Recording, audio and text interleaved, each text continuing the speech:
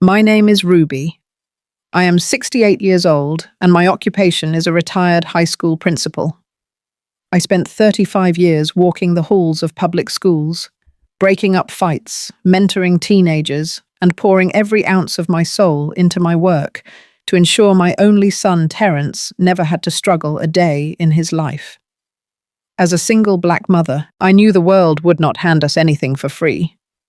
I worked double shifts, saved every dime I could scrape together, and invested wisely to build a true generational legacy. Terence is a good man, serving our country in military logistics, and I could not be prouder of the man he has become. I gave him my absolute all, hoping that when my golden years arrived, I could finally rest and enjoy the peace I had earned. But peace was the last thing waiting for me. What would you do if the very person who sleeps under your roof handed you a daily chore list, treating your golden years like her personal maid service? I scrubbed her floors in absolute silence, waiting for the perfect moment to reveal a truth she never saw coming. It started just 2 days after Terence deployed overseas for 6 months.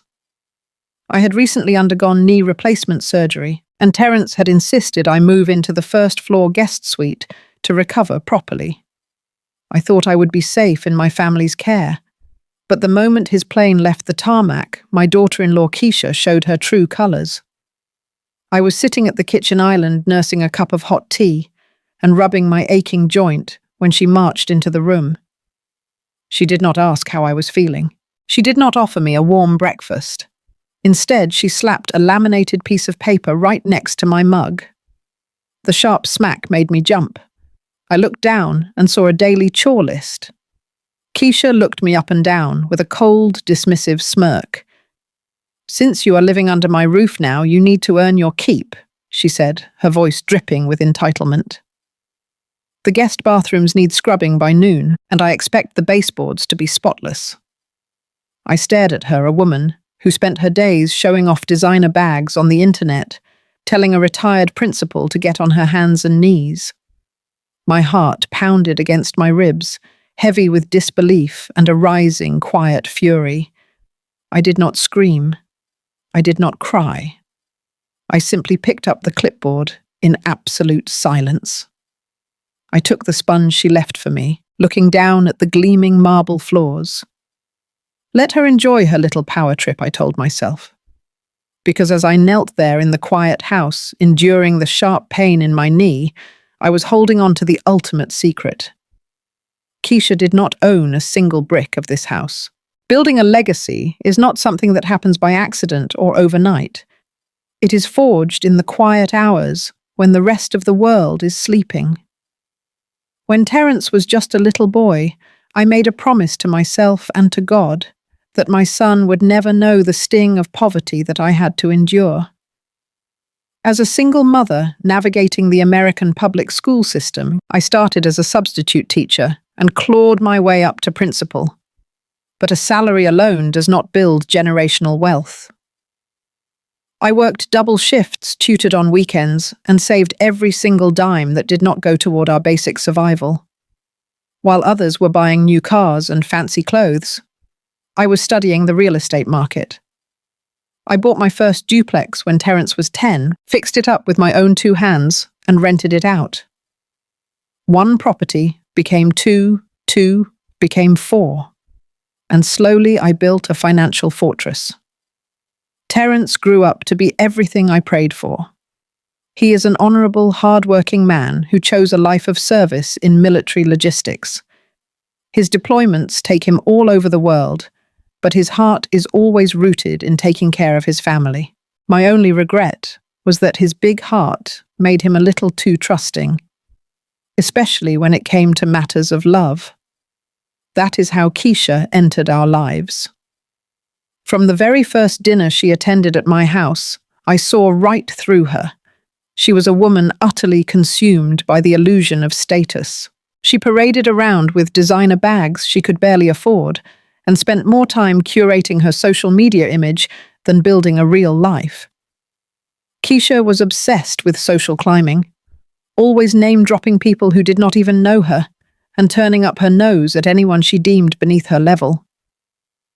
I never liked the way she spoke to service workers, and I certainly never liked the subtle condescension in her voice when she talked about my thrift store finds or my practical shoes.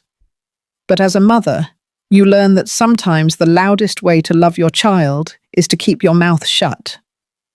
Terence was completely smitten. He saw a beautiful woman he wanted to provide for completely blind to the shallow foundation her character was built upon. For the sake of my son's happiness, I swallowed my pride. I smiled at our family gatherings. I bought her the expensive perfumes she hinted at for her birthdays, and I kept the peace. I kept my interactions with her cordial and brief.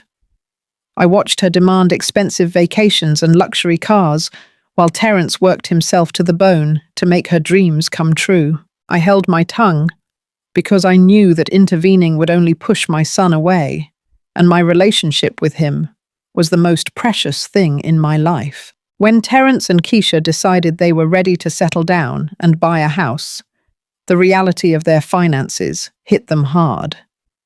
Keisha wanted a mansion in the most exclusive suburb in the county, a place with manicured lawns, a gated entrance, and neighbors she could brag about to her internet friends. Terence simply could not afford the mortgage she was demanding on his military salary. That is when I stepped in, but I made sure to do it on my own terms. I purchased a sprawling 5-bedroom luxury estate, outright paying in cash through my private limited liability company Golden Legacy Holdings. The house featured soaring ceilings, pristine marble floors, a massive chef kitchen, and a wraparound porch. It was a masterpiece. I allowed Terence and Keisha to move in and live there completely rent-free, so my son could finally build his savings. However, I gave Terence one strict instruction. He was to let Keisha believe that he had secured the financing and bought the house himself. I knew a woman like her desperately needed to boast about her husband, providing a lavish lifestyle, and I had absolutely no desire for her fake gratitude or the public credit. I just wanted my boy to have a solid roof over his head. For 3 years, the arrangement worked flawlessly. Keisha hosted her extravagant dinner parties, playing the role of the wealthy suburban socialite, completely unaware that she was playing house in a property owned by the very woman she looked down upon. The dynamic only shifted recently when I had to undergo a major knee replacement surgery. I am a fiercely independent woman, but the doctors made it clear that the steep stairs in my own townhome were a dangerous hazard during my recovery. Terence, being the devoted son, he has absolutely insisted that I move into their first-floor guest suite. He wanted to personally ensure I was comfortable, well-fed, and safe while I healed. I agreed, packing a few bags and settling into the spacious room at the back of the house. Everything was fine for the first 2 weeks, mostly because Terence was there. But military duty calls when it pleases, and Terence abruptly received orders for a 6-month overseas deployment. The morning we drove him to the base, he hugged me tightly, kissed my cheek, and turned to his wife. He asked Keisha to take good care of his mother, and to make sure I did not strain my knee. Keisha smiled her bright camera-ready smile, placing a reassuring hand on his chest, and promised him she would treat me like a queen. But the moment Terence passed through the security gates and his plane left the tarmac, the mask she had worn for years completely dissolved. The warm, accommodating daughter-in-law vanished before we even pulled back into the driveway of the estate.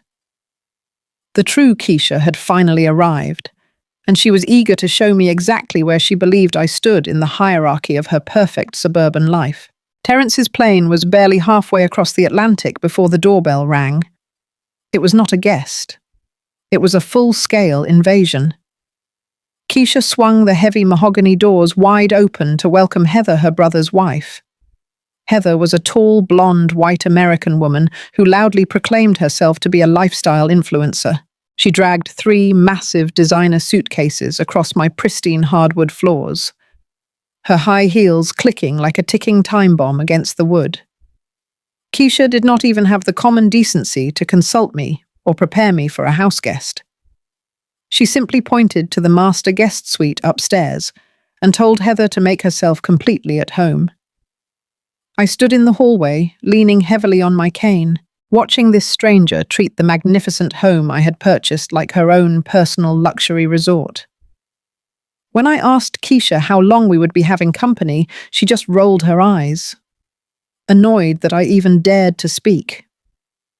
Heather is staying until she builds her brand? Keisha snapped, not even bothering to look at me. And since you are living here for free, you can make sure her room is kept tidy. That was the exact moment my daily nightmare began. Keisha and Heather quickly formed an alliance built on sheer entitlement and shallow vanity.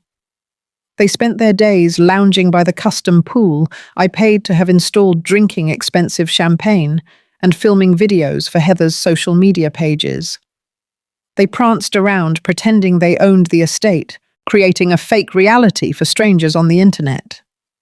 And I, the retired high school principal who had bought every single blade of grass on that property, became their invisible, unpaid servant. Heather was relentlessly and deliberately messy. She treated the house with absolute zero respect.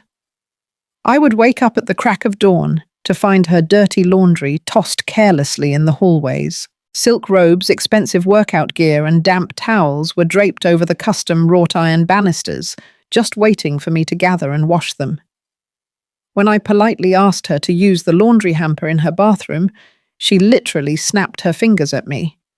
A sharp, arrogant snap right in my face as if I were a disobedient dog. "Oh, Ruby, could you just grab those for me? I have a brand deal shoot in 10 minutes and I cannot be bothered," she would say, waving her hand dismissively in the air.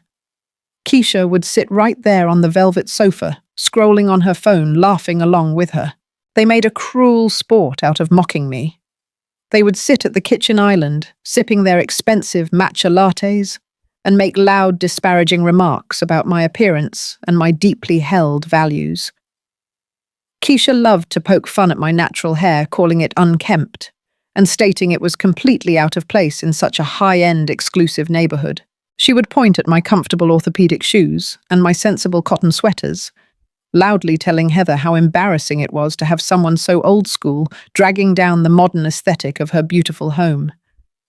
I remember Heather giggling behind her manicured hand, whispering that I looked much more like the hired help than a mother-in-law. I bit my tongue so hard I tasted blood. I thought about my son out there serving his country, believing his wife was treating his mother with love and care. For his sake, I kept my peace. The ultimate test of my patience happened on a Friday evening. They had been drinking red wine in the formal living room, a room I had painstakingly decorated with custom-imported cream-coloured rugs. I was in the kitchen icing my swollen knee when I heard a loud crash, followed by raucous, unapologetic laughter. I limped into the living room to find a dark, crimson stain spreading rapidly across the centre of my beautiful Persian rug.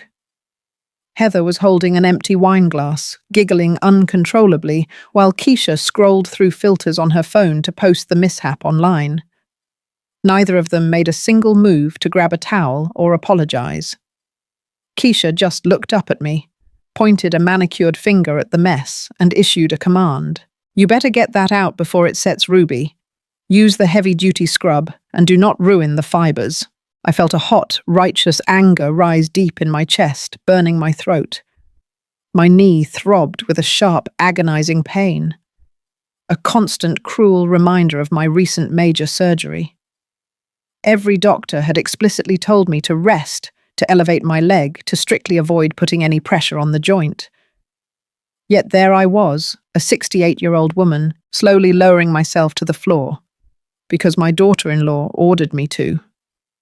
I grabbed the carpet cleaner and a heavy brush. The physical pain of scrubbing that rug was blinding. Sweat beaded on my forehead and my knee screamed in agony with every back and forth movement. But the emotional pain, the sheer degradation of scrubbing the floor while two arrogant women laughed above my head, was 1,000 times worse. They truly thought they were breaking my spirit. They thought I was just a tired, broken-down old woman who had no choice but to submit to their relentless cruelty. They gravely mistook my silence for submission. But as a black woman who had survived and conquered decades of hardship to build a financial empire, my silence has never been a sign of weakness. It is a sign of calculation. I kept my head down, scrubbing the wine out of the fibers, feeling the cold marble beneath my aching knee. I let them drink their wine. I let them snap their fingers. I let them mock my natural hair, my modest clothes, and my quiet demeanor. I endured the physical exhaustion and the disrespect, because I knew something they did not. I was observing every single move they made. I was letting them get so remarkably comfortable in their arrogance that they would never see the storm that was rapidly approaching. They thought they were the absolute queens of the castle looking down on a peasant. They had no idea they were just playing house in a kingdom I owned entirely. It was a Tuesday morning when the true depth of their wickedness finally revealed itself. Keisha had summoned me to the kitchen before I had even finished my morning coffee. She stood there in her silk pajamas, pointing a manicured finger toward the hallway. She told me her home office was completely unacceptable and needed a deep cleaning. She instructed me to dust the custom bookshelves, vacuum the heavy rugs, and empty the trash, specifically warning me not to misplace any of her highly important business documents. I simply nodded, picking up my cleaning supplies and dragging my aching leg down the hall. My knee was throbbing with a dull, relentless pain, a constant reminder of the physical toll this treatment was taking on my body. But I had spent 35 years managing unruly teenagers and hostile parents in the public school system. I knew how to bide my time. Keisha's office was a monument to her vanity. The walls were painted a trendy blush pink, adorned with framed motivational quotes about being a self-made boss and building an empire. Empty designer shopping bags were displayed on the top shelves like trophies. The irony was incredibly bitter to me. Here she was, surrounded by the illusion of success, sitting comfortably inside a multi-million-dollar estate that was completely secured by my lifelong sweat and sacrifice. I began to wipe down the glass surfaces, moving slowly and methodically. I was careful not to disturb her pristine arrangement of fashion magazines and luxury planners. I wanted to give her absolutely no reason to complain.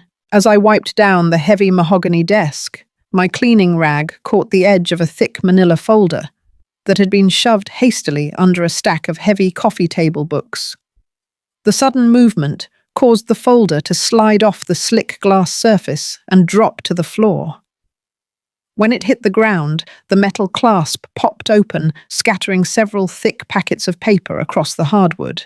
I let out a soft sigh, bracing myself against the edge of the desk as I slowly bent my stiff knee to gather the mess. I reached for the top stack of papers, fully expecting to see more invoices for expensive shoes or mood boards for her social media pages.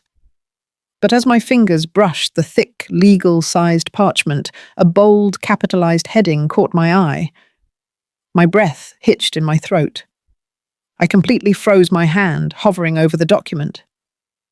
I pulled my reading glasses from my pocket and slipped them on, needing to be absolutely certain my eyes were not playing tricks on me in the dim morning light. It was a quitclaim deed. According to the text, the document was drafted to transfer the title of the property from my son, Terence, directly into a joint trust controlled entirely by Keisha and her sister-in-law, Heather. My mind raced. Keisha, being Keisha, had always operated under the assumption that Terence was the sole legal owner of this estate. She believed he had used his military bonuses and savings to purchase it before they were married. She had absolutely no idea that the house belonged to Golden Legacy Holdings, my private limited liability company. My hands began to tremble, not from fear, but from a sudden, sharp surge of adrenaline. I quickly sifted through the rest of the spilled papers. Directly underneath the fraudulent deed was a massive financial application. It was a formal request for a home equity line of credit, a loan borrowing against the value of the estate. I stared at the bold numbers printed on the second page. They were attempting to pull out $300,000 in cash. I flipped frantically to the attached business plan, my eyes scanning the glossy pages. It was a proposal for a company called Keisha and Heather Luxe Boutique. They had mapped out an entire online store dedicated to selling overpriced imported fashion accessories. They needed massive capital to launch their vanity project, to buy inventory, and to fund a lavish marketing campaign. Since neither of them had the actual credit or income to secure a traditional business loan, they had decided to use my son's supposed home as their personal piggy bank. They were willing to risk the very roof over his head, the sanctuary he believed he was providing for his family, just to fund a shallow internet fantasy. But the most devastating blow was waiting for me on the final signature page of the loan application. I stared at the bottom line, feeling the blood turn to absolute ice in my veins. There, sitting starkly against the white paper, was Terence's signature. It was dated just 2 days prior. My son was currently thousands of miles away, deployed in a highly secure combat zone. He had no access to civilian banking documents, and he certainly had not signed away the equity of his home to his wife's sister.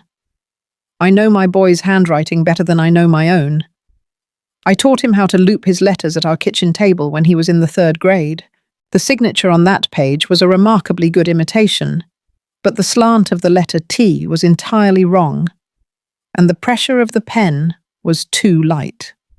It was a blatant, undeniable forgery. Keisha had forged her own husband's signature to steal hundreds of thousands of dollars behind his back. In that quiet, pristine office, a profound transformation took place within me. The crushing sorrow and the heavy burden of disrespect I had been carrying for weeks completely evaporated. The physical pain in my knee faded into the background.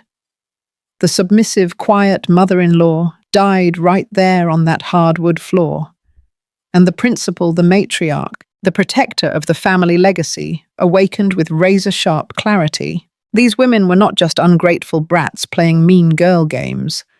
They were felons. They were actively engaging in identity theft, bank fraud, and the attempted theft of generational wealth that I had broken my back to build. They thought I was just a tired, worn-out old woman who could be ordered around with a chore list. They had severely underestimated the intelligence and the sheer willpower of a black woman protecting her bloodline. I did not panic. I did not storm out of the room to confront her. Confrontation without preparation is just noise, and I needed absolute destruction. I reached into my apron pocket, pulled out my smartphone, and opened the camera. Moving with meticulous precision, I photographed every single page of the quitclaim deed. I took high-resolution pictures of the loan application, ensuring the forged signature and the dates were perfectly clear. I captured the business proposal and the bank forms. Once I had securely backed up the digital evidence to my private cloud storage, I carefully gathered the physical papers. I aligned the edges, perfectly slipped them back into the manila folder, and slid it exactly where I had found it, under the heavy coffee table books. I picked up my cleaning rag, wiped away any fingerprints I might have left on the glass desk, and walked out of that office. I was no longer a victim enduring humiliation. I was a general preparing for war, and I was going to ensure their downfall was absolute. The tension in my own house reached a boiling point exactly 3 days after I discovered their fraudulent documents. Keisha and Heather were running around the estate like frantic women who had just won the lottery. They were hosting a lavish, fully catered dinner party for a group of wealthy angel investors. These were the prominent business people they hoped would blindly fund their luxury online boutique, using the stolen equity from my home as their matching capital. From the early hours of the morning, the house was swarming with delivery drivers, event planners, and florists. Massive centerpieces of imported white orchids were placed on my custom mahogany dining table. Crystal wine glasses were polished and set out perfectly across the velvet runners. I stayed completely out of their way, nursing my aching knee in the guest suite, listening to the loud, arrogant laughter echoing through the hallways. They truly believed they had won. They strutted around in their expensive silk robes, barking harsh orders at the catering staff and acting like self-made moguls who owned the world. They were completely intoxicated by the illusion of their own power. Around 4 in the afternoon, the heavy oak door to my guest bedroom swung open without a single knock. Keisha marched in, holding a clear plastic garment bag over her arm. Her face was set in a hard, cruel expression, stripped of any remaining pretense she had bothered to keep up. She tossed the plastic bag onto the foot of my bed. It landed with a soft rustle, and I could clearly see the cheap, stiff fabric inside. It was a traditional black and white Maid uniform, complete with a frilly white apron and a matching hairpiece. I stared at the garment, feeling a slow, steady pulse of righteous anger beat against my ribcage. For 35 years, I had commanded the respect of teachers, school board members, and thousands of students. I had built a legacy from nothing, working tirelessly to ensure my son never saw days like this. Now this woman who had not worked an honest day in her entire life was throwing a polyester Maid uniform at my feet. I looked up from the bed, keeping my face entirely blank. Keisha crossed her arms over her chest, looking down at me with absolute contempt. "The caterers are just doing the cooking tonight," she said, her voice dripping with venom. "We need someone to serve the appetizers, pour the wine and clear the plates. Since you have been freeloading in my house, eating my food and taking up my space, you are going to put that on and serve our guests." My jaw tightened, but I did not utter a single word in protest. I simply looked at her, allowing her to dig her grave even deeper. She took a step closer, towering over me as I sat on the edge of the mattress. "Do not look at me like that." She snapped, her eyes narrowing. "Let me make this crystal clear for you, Ruby. You are going to serve our guests tonight without embarrassing me, and tomorrow we are moving you into a state-run nursing home." I felt a sudden, sharp coldness wash over me. A state-run nursing home. She was not just trying to get me out of the way. She was trying to discard me into a facility where people are often forgotten, stripped of their dignity, and left to fade away. Heather already made the arrangements, Keisha continued, a wicked, triumphant smile playing on her lips. "They have a bed ready for you in a shared room. It is fully funded by the state, so it will not cost Terence and me a single dime. And if you even think about refusing, or if you try to ruin this dinner party for us, I will call the local police. I will tell them you are an unwanted guest, refusing to leave my property, and I will have them throw you out on the street for trespassing." The sheer, unfiltered audacity of her threat hung heavily in the air. The irony was almost physically suffocating. This woman was standing on the imported hardwood floors I had purchased with my own blood, sweat, and tears. She was leaning against a wall I had paid to paint. She was threatening to call the authorities to remove me from a multi-million-dollar estate, owned entirely by my own private company. She truly believed she held all the cards. She thought her forged quitclaim deed and her fraudulent loan applications made her the undisputed queen of this castle. She saw my silence as surrender. She saw my injured knee as a fatal weakness. She looked at a retired black woman and saw a helpless, vulnerable victim she could easily bully into submission. She did not see the matriarch who had navigated a world designed to crush her, building a fortress of wealth, brick by brick. I slowly reached out and picked up the plastic bag from the edge of the bed. The cheap polyester felt rough against my fingertips. I let the silence stretch, forcing Keisha to wait for my response.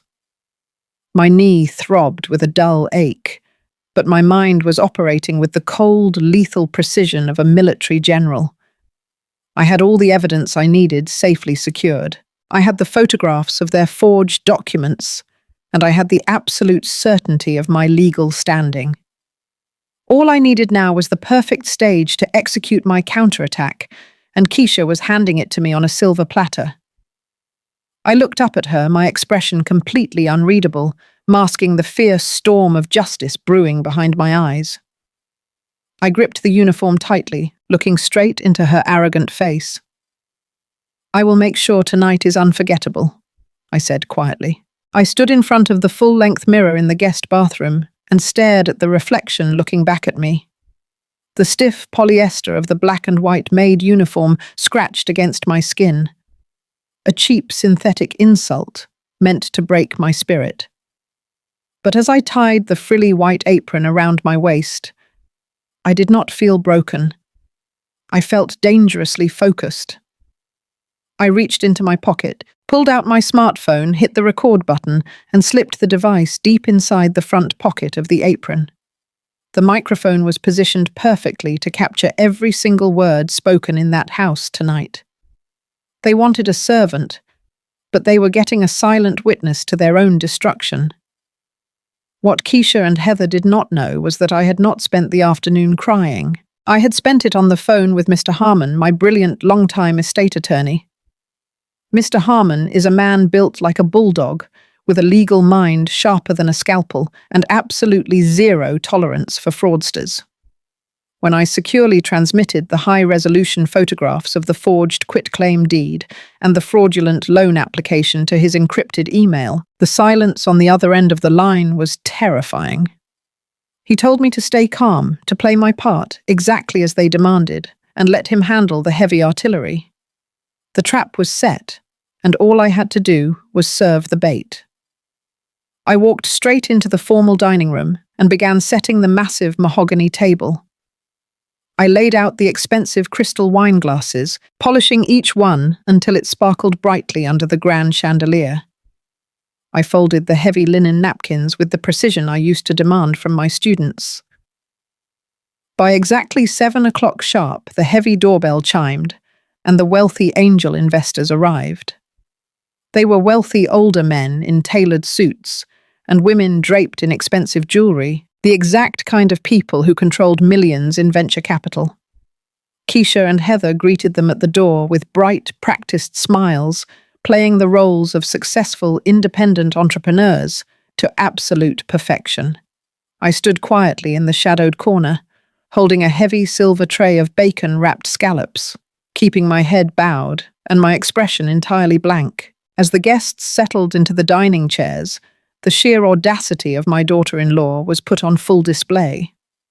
Keisha waved her hand grandly around the room, gesturing to the soaring ceilings and the custom-imported rugs I had personally selected and paid for.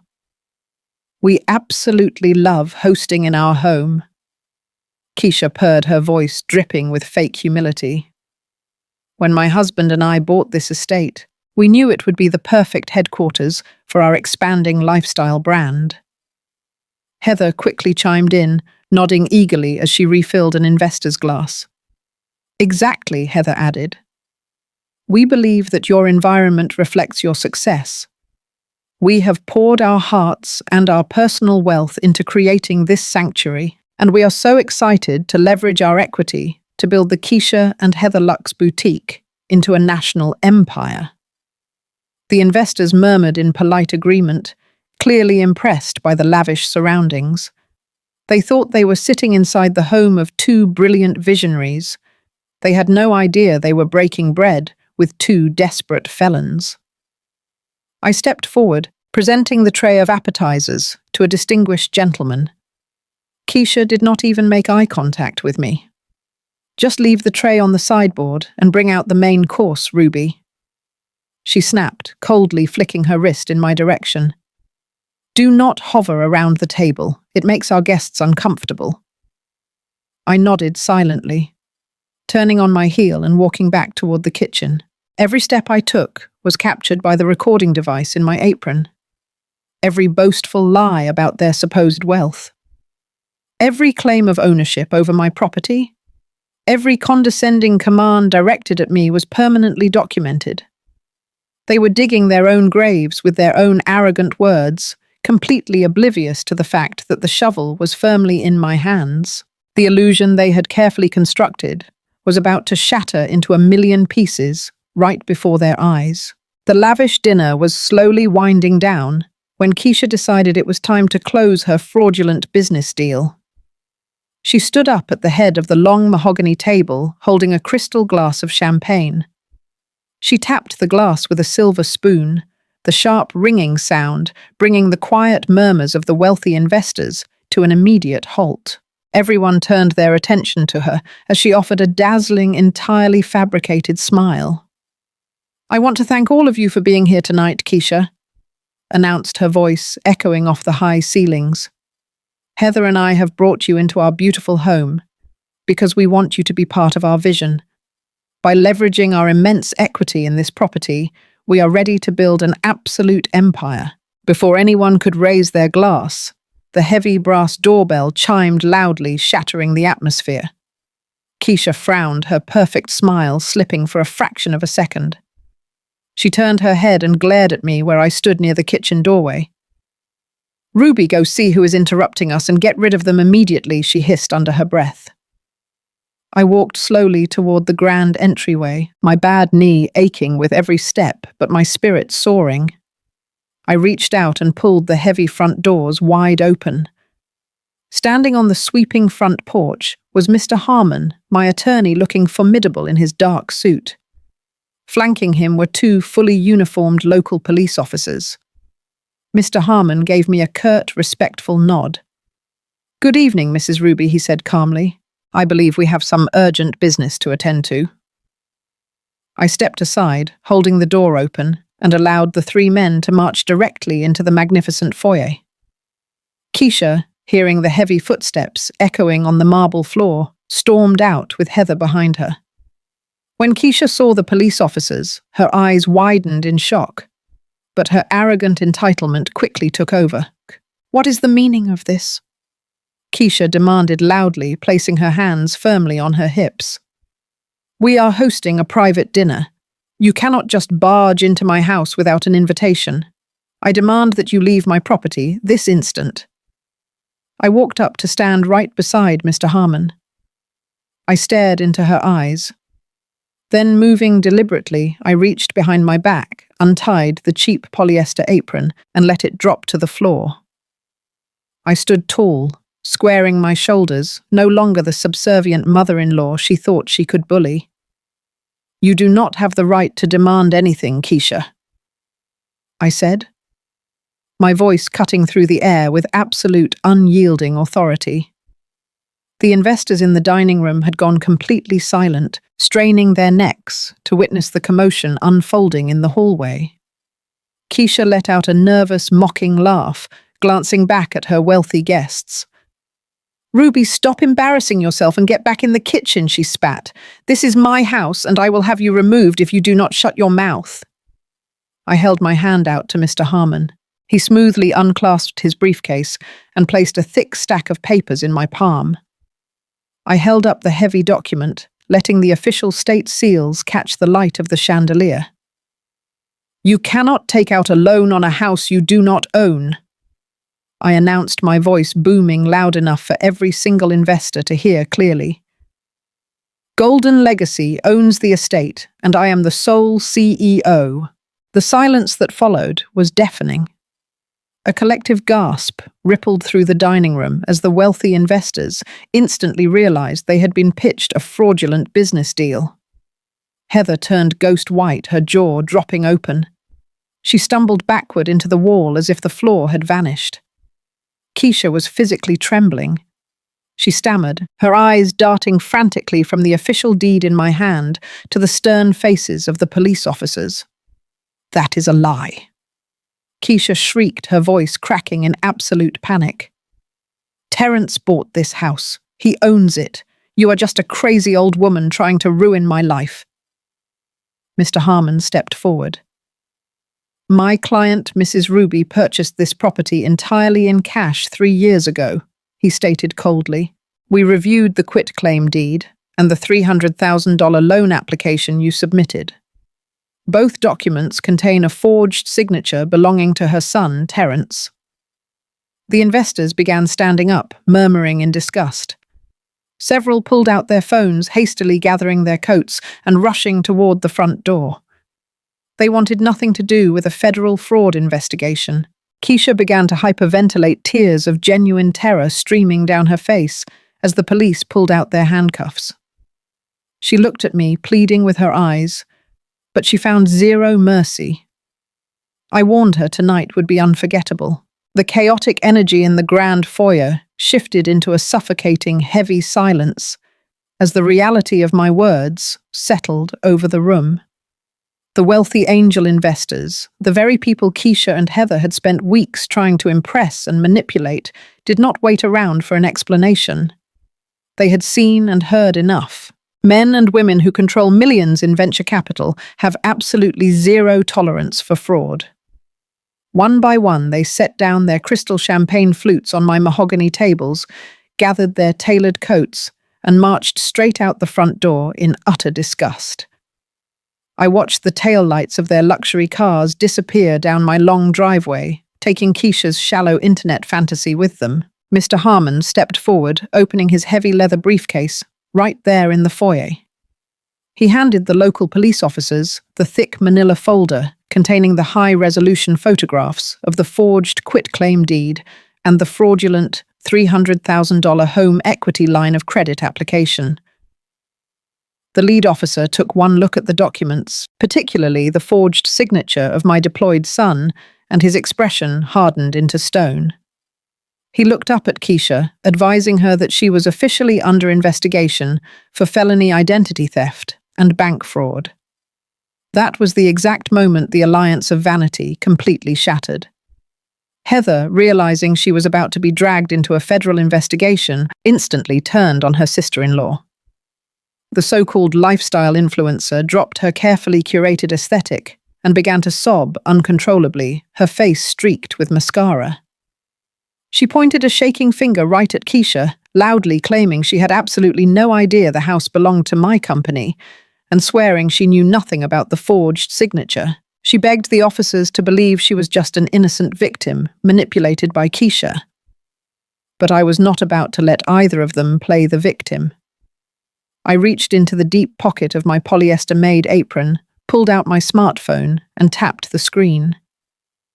I turned the volume all the way up and pressed play on the audio file I had been recording since the moment I walked into the dining room.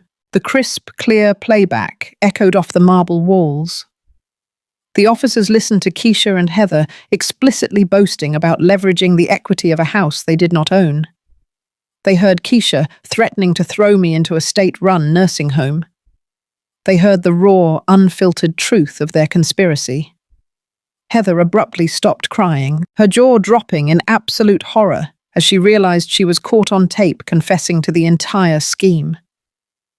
Keisha just stood there, her entire body shaking, looking at the floor as her perfect, curated life completely collapsed around her. Mr. Harmon turned to the police and formally requested that both women be removed from the premises immediately. The lead officer nodded, turning to Keisha and Heather with zero sympathy.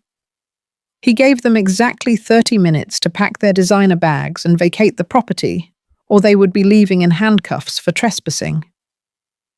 I stood tall, leaning on my cane, and watched as they scrambled frantically up my sweeping staircase. 30 minutes later, they dragged their heavy, oversized suitcases out the front door, escorted by the police. They did not look back at me. I locked the heavy mahogany door behind them, the resounding click echoing through the silent, peaceful house. I took off that ridiculous Maid uniform, threw it directly into the trash can, and breathed a deep, cleansing sigh of absolute relief. My own family legacy was completely and finally secure forever. Months passed before Terence finally returned from his overseas deployment. I had deliberately shielded him from the full, devastating reality while he was actively serving, wanting him to remain completely focused and safe in a dangerous combat zone. But the moment his boots hit American soil, Mr. Harmon and I sat him down in my kitchen and laid out the mountains of undeniable evidence. I watched my strong, honorable son break down as he carefully read the forged documents and listened to the cruel audio recordings. He was absolutely devastated by his wife's profound betrayal, shedding tears of heartbreak and profound shock at the depth of her greed. But when he finally looked up at me, His eyes were filled with an immense, overflowing gratitude. He thanked me for having the strength, the resilience, and the uncompromising foresight to protect our family when he was thousands of miles away and unable to defend himself. Terence filed for a highly contested divorce the very next morning, cutting Keisha off completely and permanently from our lives. He quickly froze their joint bank accounts and secured his own financial future, ensuring she could never take another single dime of his hard-earned military pay. The legal consequences for Keisha were swift and absolutely merciless. The grand jury formally indicted her on multiple felony charges for identity theft, bank fraud, and attempted grand larceny. The arrogant woman who once spent her days parading around my luxury estate with imported designer handbags was now fighting desperately to stay out of a cold state penitentiary. All of her personal assets were completely seized by the courts, and she was forced to take a grueling minimum wage job at a local retail clothing store, just to afford her rapidly mounting legal fees. She spends her days folding shirts and sweeping floors instead of playing the role of a wealthy socialite. There were no more lavish dinner parties or expensive matcha lattes in her bleak, everyday reality. As for Heather, the internet is a remarkably unforgiving place. The official police report and the humiliating scandal eventually leaked to the public, completely destroying her carefully curated image. Her lucrative brand deals vanished overnight. Her followers abandoned her in droves, and her career as a glamorous lifestyle influencer was utterly ruined. She became a permanent cautionary tale of ultimate greed and hollow vanity. Today, the estate is wonderfully quiet, filled only with the gentle sounds of nature and the warmth of genuine family love. Terence moved back in with me, focusing on his military career and healing his broken heart in the safety of our shared home. He is finding peace again, surrounded by the people who truly value him for the man he is not, for the money he can provide. My knee has fully and completely healed, allowing me to confidently walk the sprawling grounds without the need for a cane or a rigid medical brace. I happily spend my peaceful afternoons sitting comfortably on the back patio, sipping a tall, ice-cold glass of sweet tea and listening to the wind rustle through the large oak trees.